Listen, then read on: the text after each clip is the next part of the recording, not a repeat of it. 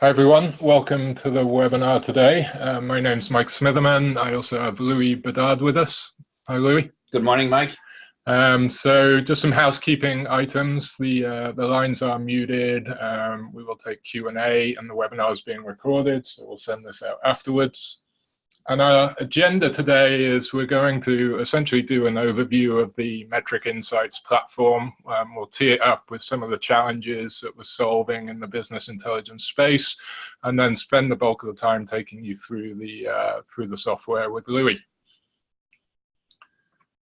So to kick this off, what is the problem that we're trying to solve here at Metric Insights? Well, customers are not lacking in data anymore. Everyone's invested a lot of time and money into different sources of data within the organization, whether they be operational systems, whether they be databases or data warehouses. There's a lot of data existing out there. And customers have also gone out and invested a lot in reporting and business intelligence tools, oftentimes having multiple platforms within the organization. For the end user interested in data, this presents a challenge. There's a lot of information I could go and look at, but how do I know where it is and what's important today? Oftentimes this game of hide and seek sort of exists where it becomes challenging for me to figure out what's important, and I'm often overloaded with information. So Metric Insights is really targeted around solving that problem, and we do it by essentially connecting to all sources of data within your organization. Again, whether that be the underlying databases, whether that be operational systems like a Salesforce or a Jira, or whether that be the business intelligence and reporting tools. And we essentially do three things that you'll see in the demo today. One is we allow you to organize that content all into one place. The second is we try and do some of the heavy lifting in terms of understanding what's changing in that content that might be important by uncovering anomalies and exceptions. And then thirdly, we ensure that we're pushing the answers to that, the critical information, to the right place at the right time for our users. And so as we go through the demonstration today, you're going to see elements in those three areas. We're going to talk about the concept of a consolidated portal that lets you organize all your content so users don't have to know which underlying platform the data is coming from that they might be interested in. We're going to take you through this concept of enriching the data by automatically uncovering time series anomalies, exceptions, looking how data is changing day over day so that we can start to really narrow users down to, out of all the information that's available to you, what's the most important today based on those changes. And then finally, we're going to touch on areas of distribution. So how do users want to know about this information? Is it via email? Is it via the portal? Is it via alerting them to mobile apps or their phone? Is it via third-party systems, collaboration tools like maybe a Slack or a Microsoft Teams? We need to make sure we're pushing this information to the right place at the right time. And we'll touch on some examples of all of these as we go through the demo. So with that, I'm going to hand it over to Louis. As we go through the demonstration, we're going to look at this from really three different personas. The first is the concept of someone setting up and administering Metric Insights and sort of the flows that they might go through. Louis, over to you. Very nice. Thank you, Mike. So what we're doing right now, Mike, we're looking at the home page of Metric Insights. So as we can see here, the first thing that we do with the application is we connect to all your different data sources that you have within your organization. So by data sources for us, we mean your business intelligence tools that you may have in the organization, databases, third-party type of application, and so on. So we have a pretty nice sample here on top of the screen where you're seeing, those different types of connection to those data sources. In addition to that, once we connected to all those different data sources, we're able to create really three types of elements within the platform. Some of them are going to be connection to your different business intelligence dashboard, as we see here on the right-hand side of the screen. So these are all linked to your favorite BI dashboards. We'll have the ability to create metrics and KPIs and also exception reports. If we open any of these tiles, like this one, the Power BI Sales Analysis tile, the concept is quite straightforward, where you're opening your dashboard and you're taking a look at it from, this perspective like this. And at this point, you're running Power BI live within the application. We have the ability to pass along filter information to these dashboard, and we'll take, several different look at this today through the demo. The second type of reports or informations when we're extracting data with our system is to be able to produce any sets of reports as well with our platform. So Metric Insights not only has the ability to bring you to those business intelligence dashboard and collect the images from these dashboards, we also can collect data and be able to produce Metric Insight type reports like this one we're looking at the screen. So this is a summary report that has been created on a daily basis and allows you to literally take a look at your data from several different point of view. May that be to be able to change a filter value or different types of time series for your data that you're looking at. The third element that we have here, take a look at this external report. This report here can also be a metric or a KPI like this one. Those KPIs are a fantastic way to profile your data and detect anomalies through time series. That will also be part of the demo today. So in essence, what we've done here in this page is we organize all your content. As you can see right now, Mike talked about several different personas. I am an administrator to the system, so I have access to all the content within the organization. So typically your content will be organized through different sets of categories here. Once it's been categorized for further analysis or further organization, you can also organize them by different sets of folders, and also the ability to create a set of favorite content, favorite folders, where, going through all those different categories, if I see a piece of content that I like, I have the ability to highlight them with the yellow star, in essence, to constitute my favorite folders list.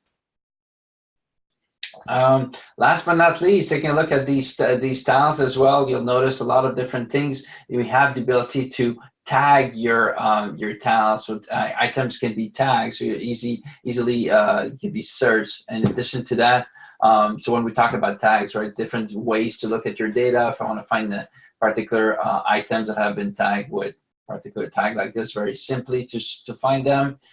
Content can be filtered for further organization. You can look at to different types of content organization as well, and you can search them through many different ways: keyword search, partial keyword search, and so on. So that's pretty much it, Mike, for the organization of the content here. Yeah. So in summary, connect to all your data sources. Create tiles in the three categories that we mentioned. So the concept of linking to third-party visualizations, the concept of bringing in data from databases and visualizing it directly in Metric Insights, and thirdly, the concept of creating high-level metrics or KPIs so that you can track those directly within the platform. And we'll touch on those three different types of things in further into the demo. Obviously then, as an admin, what you're responsible for doing is categorizing all of that for your users in a way that makes sense, and tagging it so that they can easily find everything in one place. So with that, we're going to transition over to a second sort of persona on the platform, a second type of user, which is someone at the other end of the scale who's really just consuming data via Metric Insights, and what does their world look like? They've been given access to a system. How might they use it? And so let's look at that, Louis. Yeah, in order to do that, Mike, I'll open a different browser here and log in as this particular user, Avery. And as she's logging into the system, we're seeing Avery being logged in directly into our portal pages. Just to discuss what Avery does for a second here, she works in the sales and marketing department and manages the Canada region. So she also works closely with the customer service department. So as she logs into the application, instead of being brought into the catalog view that you saw for the other users, this particular user logs in and see her key KPIs on top of the screen and her favorite dashboard shown right here, right down below. At this point, Avery has the ability to go ahead and change your different filter point of view. If you want to see what's happening in Canada, in corporate sales for our wine sales, obviously easy to change those different filter values, and not only have their dashboard reflect this filter value, but also their KPI that she's looking at. So what's happening here is we can take those three types of elements that we spoke about in the admin screen, so third-party visualizations, reports, metrics, and what we're able to do is essentially lay those out on a page for a user so that it brings everything together in a very curated way. And we can add functionality to those pages like Louis just showed with filters or moving between dashboards, so that as a user I'm really getting exactly what I need in one place. Absolutely, Mike. So those different types of elements we've seen before has been laid down on this page exactly for showing them this way, and everything is permission based, right? So at this point, the content of the data that you can see is obviously based on your own personal content that you have the ability to see. And then also navigating to different types of dashboard here, no matter what they are, is quite simple to do this, where users have the ability to change the different dashboard and now seeing this from the Power BI to Tableau to a click view dashboard and leveraging the same filters that we have in place here. So that's it for the landing page and how Avery logs into the platform to leverage really the content that has been initially created. In addition to that, Avery is also being brought to the areas where new content is constantly being added to the platform. Could be new dashboard added to our own personal areas or dashboard that were created within the organization. So in this case here, we have the ability to promote this new content via the use of these pages like this one here, where we're in fact seeing multiple different dashboard. At this point, if I want to see this particular dashboard, select this tile. You have this dashboard tile that we're seeing here. We can easily add them to our favorite.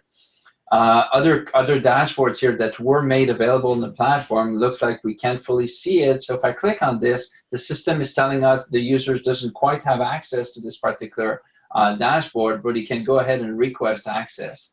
And in essence, when this is happening, is a user workflow is going to be sent out to this user, Dan Cavilian, who will approve this.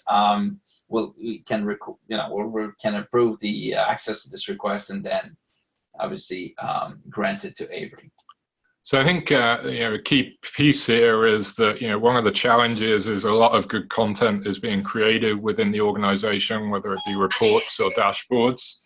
And we want to make sure that users are making use of that, but the challenge for the user is they don't necessarily know what's available. So as Louis said, what we're able to do is promote new content, and if you want to, so by default, based on permissions, users typically wouldn't see content that they don't have access to, but equally you could do what we're doing here is just make available everything that's being added and put it back in the hands of the users a little bit to say, okay, this seems like something interesting to me that I don't have access to, so I'm going to go and request that. Very well. And similarly, Mike, we have the ability also to see different types of recommendation, right, that users will have access to. So should there be, based on any sets of rules that we decide to enable here, could have been the dashboard that have been used the most in the past week or month, different sites of dashboard that we actually want to promote and be sure that our users are seeing. So these are types of dashboard that are presented to your users right here, and then could obviously be leveraged, be taking a look at them, and also store them in our favorite content and so on. So the page this page is dynamically generated and quite simple to connect to these dashboards as well. And that's a key point that we'll touch on later as well. We can do this because actually we're tracking all usage of the content behind the scenes and which users are looking at what. So we're able to use that data to then, as Louis said, do things like recommend things that are particularly popular or that perhaps are increasing in popularity and other users might be interested in them. Very well. So Mike, what we'll do now is go back to the catalog view where we started the demo with the different users before, but now we're looking at Avery's, favorite folders in the catalog view. So in this case, like we said, we're looking at their favorite folder. We can see here that she's tracking sales across multiple different dashboards within the organization. She's also tracking a couple of customer service dashboard and website information.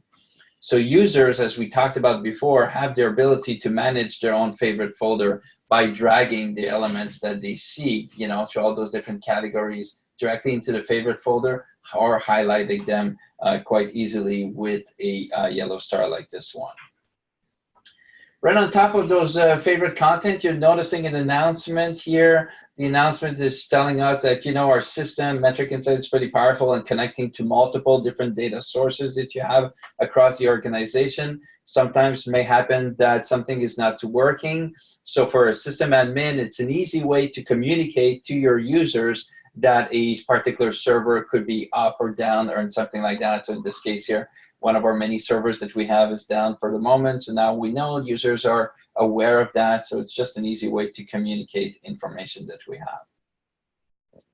Okay, so now that we have our particular content, we talked about the fact that Avery works for Canada, interested in corporate sales, and for wine, in particular red wine. So when she sees dashboard like these ones here, she has the ability to open those particular dashboard directly in the point of view that she has decided, that she has set up before. So in this case, you're noticing that this dashboard is opening up into Canada, corporate sales, wine and red wine. Those filter values have been passed along to Tableau. And this is happening because when Avery came in, she has a bookmark that is set up with this particular filter value. So therefore, every time she comes in, our bookmark that are set up by default is going to be the way that she's going to open up this particular dashboard. She can easily go ahead and change that point of view. She actually decided to look at it for a different country and for different types of, let's say, email marketing and store visit, corporate sales we have here, and so on. She can go ahead and change those filter value, apply those filters, and it's only at the point that she's applying those filters that this request is passed along to the BI tool down below. At this point, it's easy for her to go ahead and save this new bookmark as a new bookmark that we have. So in this case, now she has 3 different sets of bookmarks, and therefore that have been set for her.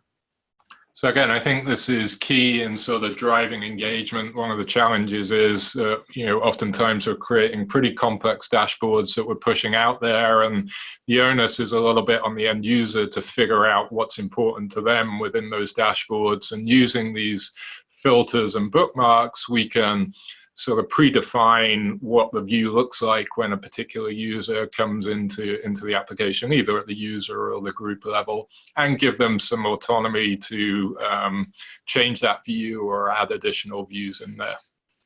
So, with this user, we have the ability to sort of see a very curated view of the content that is probably what she looks at most days. But also give her access to that restricted catalog view based on what content she has access to, the categories she has access to, and make sure when she's coming into that content, again, it's very targeted about her role and the part of the data that she's interested in. Absolutely, and that's a good intro also to talk about this, Mike, and that focus view of the data, talking about this and how to receive this information as well. So in this case here, we know that that Avery has set up 3 different sets of filters in our data. If she wants to go ahead and receive the information based on the filter values that she has, there is this concept with Metric Insights called Daily Report Digest, where the users receive our report, on a daily basis. In this example here, based on the data that she wants to receive. So in this case here, we notice our 3 different sets of filter values that we have. She's actually interested in receiving a Daily Report Digest where our default value is set, as we have set it here. And therefore, there you go. Now she's going to receive her Daily Report Digest this way. And I believe she set it up before with 2 other dashboards as well. The result of that, if I'm allowing to scroll this on top of the screen here, is you're seeing an email like this one, where let me maximize it, try to make it a little bit bigger. There we go. So a daily digest email like this one that I receive in my Outlook, that shows me, this particular dashboard that we're looking at down below with the particular filters set up. And as I mentioned, she set it up for her Power BI dashboard as well, and another IT management from ClickSense dashboard coming through. So there we go. So that's a nice and easy way for her to receive the dashboard that she wished to receive with the preset filters done in advance. So as we touched on in the slides, having access to the portal is great, but we probably want to start pushing out information to users so that they don't have to come in every day. And this is a first step at that. So they're looking at allowing users to really define what they want to receive based on what's important to them. And obviously, this email then links back into the portal to these different dashboards that we're looking at. Very nice, very nice. So going back to the home page, the daily report digest, Mike, is slightly different than the daily favorite digest, right? That the users can receive. So in this other case here, the user was simply selecting the different types of filters and applying it to the daily report digest. The favorite digest is a little different. It will show the content in your favorite folder. So we're looking at our favorite folder here that we have, that has changed since the last time you received your last favorite digest. So in this example here, so now let's take a look at this, an example of what the favorite digest could look like. We make it a little bit bigger as well here. It's a little bit broader. So now what we're seeing in this favorite digest, like I said, is the content that changed in my favorite folder since the last time I received this digest. It's made out of several different KPIs that I'm currently following. If an alert was generated on any of these KPIs, it would have been shown here as well. And as I'm scrolling down, you're seeing your Tableau, Power BI, Spotfire analysis, and so on. As I'm scrolling down, you see all the different elements that we have in our homepage for this particular dashboard. So the benefit for that is the business users receive an email like this one that contains all this information. In this case, contained probably made out of 10 different data sources in one single email. Like Mike said, they're easily actionable, meaning that if you select any of these tiles, any of these elements, and click on that, that brings you back in the application for further analysis for the report and so on. So emails are one way we can start distributing content out to people. Obviously, these are all template-based. They can look and feel the way you need them to, branded to your organization. And where appropriate, can be somewhat controlled by the users as well, by looking at what they put in their favorites or what they attach to their daily email. As we're looking at this favorites digest, you'll see sort of some color coding and some alerts getting generated, and you would have seen some exception reports down the bottom if you were looking more closely. So this is starting to touch now on how we can actually add some intelligence behind what we're bringing into the Metric Insights platform and start looking for anomalies and exceptions in all this content that we might want to bubble up and highlight to users. So let's transition over now and start looking at what an anomaly is and what an exception is on the platform and how we might use those. Absolutely, and we'll take a look at them from two different perspectives. The first one, why don't we take a look at it from a KPI itself, or metric. So two ways to access that. Since I have my daily favorite digest right now, why don't I select this, click on this, and that would bring me back to the application. Actually, I'm looking at the application through John. Let's take a look at the application here through Avery. So there we go. So what we're looking at is a time series data. And so it's a Metric Insight time series data. So the data that we extracted from any source system and brought it into the Metric Insights platform. So here we're looking at 4 weeks worth of data. And what you're seeing is Metric Insights, when we're loading data in our platform, like these data points here, we're actually profiling the data in order for us to draw the moving average, represented here with this red line, and the standard deviation, that kind of pink band surrounding this red line across your data points. So therefore, by drawing the moving average and the standard deviation, the system can easily detect the statistical anomalies, meaning the data points that are falling outside of the standard deviation of this moving average. In our current example here, we have 9 months worth of data, and you can see where the system depicted those statistical anomalies over the past 9 months. And this is done automatically across all the different dimensional values that we have. So every time we're loading data in Metric Insights, it will profile the data in order to look at your statistical anomalies. Now, our system being independent from one another, from all the different KPIs to one another, you can imagine that the length of your moving average, the size of your standard deviation can be adjusted per KPI. In addition to that, it's also possible to create any sets of alerting scenarios with Metric Insights with the platform. Some of these alerting scenarios could be as simple as looking at threshold-based alerting if you're above or below a value. But more interestingly, it could be taking a look at your data points, comparing them to prior value, or even better, averages of prior value, where you'll compare your Mondays to Mondays, your Saturdays to Saturdays, January to January, things like that. Could be by volatility level band, or even comparing them by target against a target. So in essence, all those different sets of scenarios can also be combined together in order to create very powerful alerts and getting very close to any sophisticated alerting scenarios you want to create. So to show you one quick example of that, let's select the averages of prior value, where I'll go ahead and select my, my alert criteria here. This example, I would like to be alerted if my data points are falling more than X%, let's see 10% above or below the average of the same day of the week for the past month. And it must happen every time. I want to be alerted every time this alert is happening. And once the alert has happened, I want to receive it. I can receive it via an email digest at the end of the day, combining all my alerts together. Could be immediately via email, SMS, phone alert tree, a Slack notification platform, Microsoft Teams, so all those collaboration platform works as well. And it could be every time the condition is met or the first time the condition is met. So in this case here, I'd like to receive it immediately via email every time it happens. And then you can even go ahead and simulate the, this particular criteria against your current data that you have. So the idea here is to be able to control really if your alert criteria is strict enough, or if it will generate just simply too many alerts, and you may want to dial it down a little bit. So it looks like in this case here, for our 8 different countries that we have, Mike, we will generate quite a few alerts here. I think we're talking about 75 in 30 days. So obviously in this example, we probably would want to dial it down to change this to 25%, above or below, and re-simulate it again. And obviously the simulation here should be much lower and much better.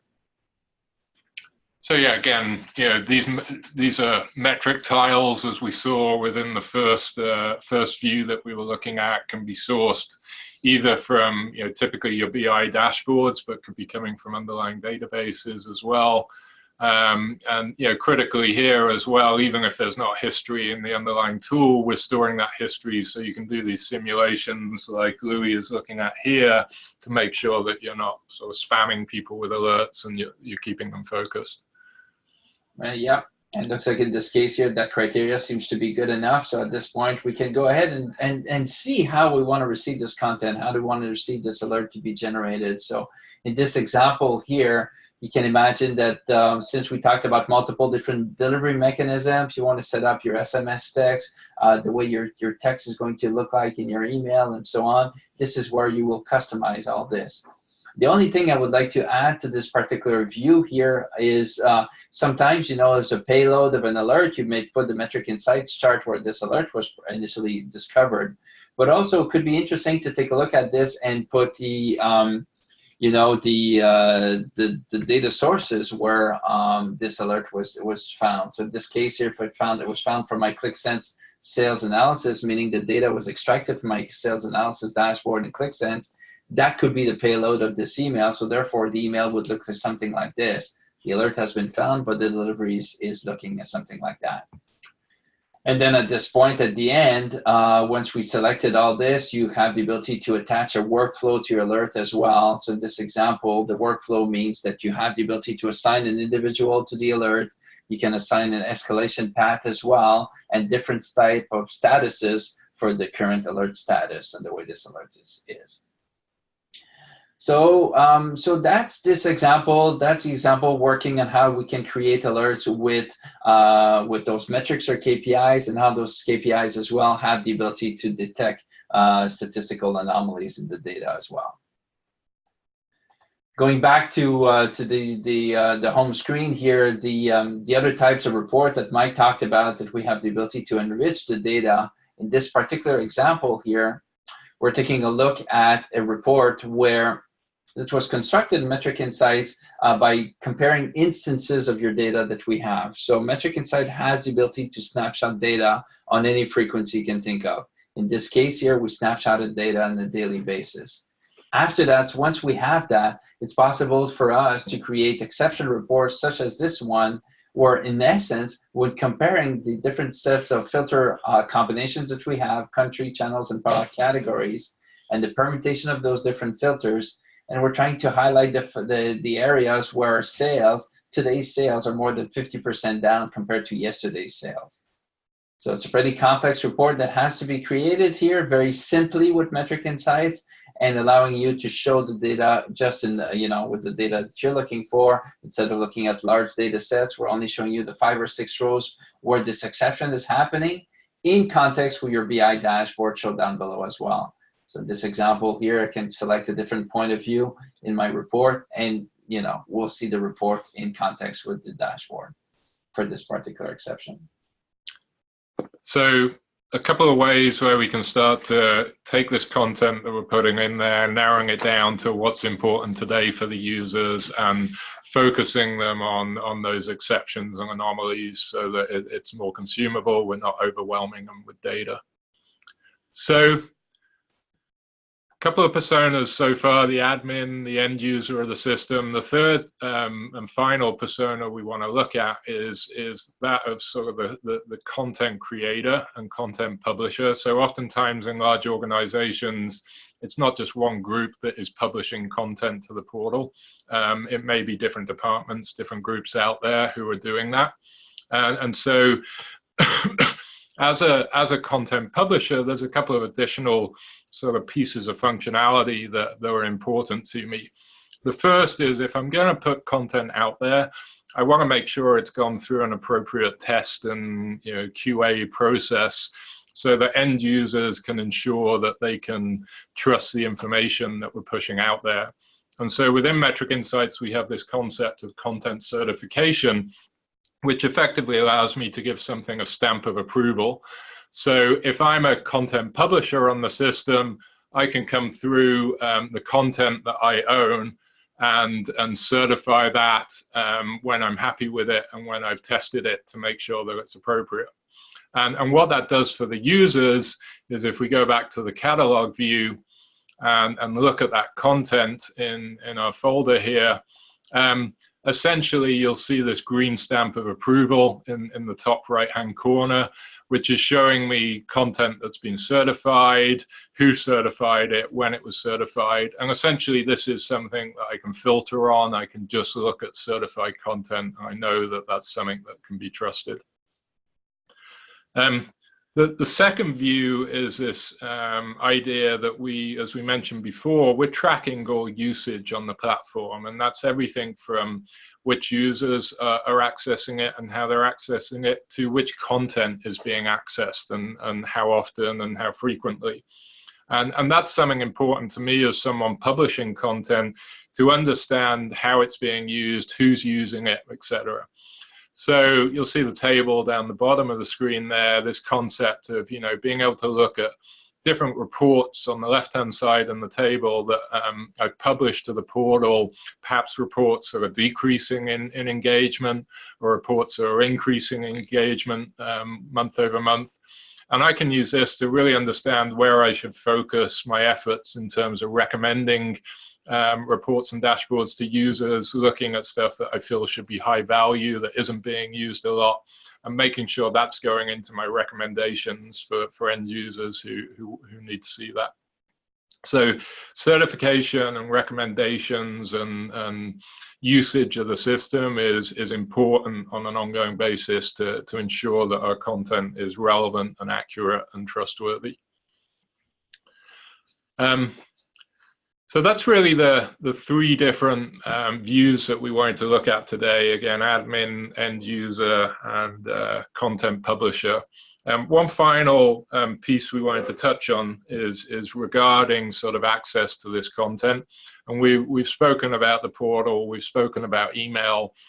We can also start pushing this content out to different third-party applications out there, and a common type of platform is collaboration tools like a Slack or a Microsoft Teams, where we may want to inject some of this data and some of this content into the conversations that are going on those. So let's look at an example with Slack here. So Louis just bringing a Slack view onto the screen here.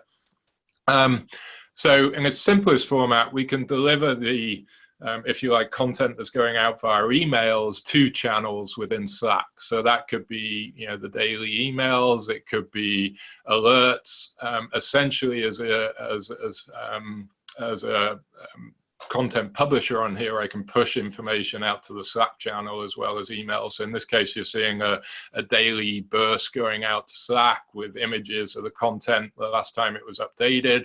So as a user, I can see what the update looked like, and I can obviously click into these to go back into the live application, or I can add comments into the channel if we want to discuss what's going on here. Could also send those alerts to a channel as well, so that they would pop up in the appropriate place.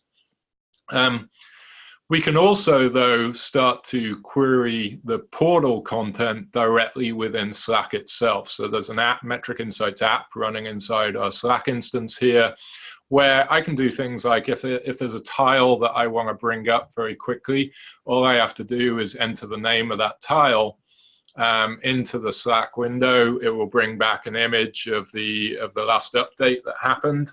You can see we pulled back a metric here in my region. That's something I can look at, obviously, but it's also something that I might want to share into one of our channels above.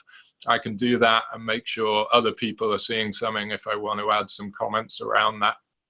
So the ability to not have to go outside of Metric Insights if I'm having a conversation within Slack and I want to pull up a piece of content, it's easy for me to do. I can also search for content through Slack, and here what we're doing is essentially running some natural language processing against any terms that are being entered into the app. So in this case, Louis is interested in understanding what we have out there related to marketing. We basically passed the phrase that he entered in there, spotted things like subjects around marketing, and it's gone through the portal content that I have access to bring back some recommendations of things that might be interesting in. And top of the list is a Power BI dashboard. I can preview that and see what it is. And again, that's maybe something that I want to click into to use, or it may be something that I want to share up into the different channels because we're again discussing that and it's relevant data. So one example of using this content that we have in one place now out in other applications to ensure that, again, users are getting this data where and when they need it. So with that, again, in summary, if we think back to the slides that we looked at originally, solving this problem of information overload by getting everything in one place for users, organizing it in one place, giving them one point of access, enriching that content to ensure that we're focusing them on what's important right now, and finally, making sure we're pushing that out to the different platforms, or be it email, Slack, or any other platform that makes sense where they may want to consume it. So with that, thanks for joining us today. Thanks, Louis, for the demo. And thank you, Mike. We'll speak to you on the next webinar. Cheers.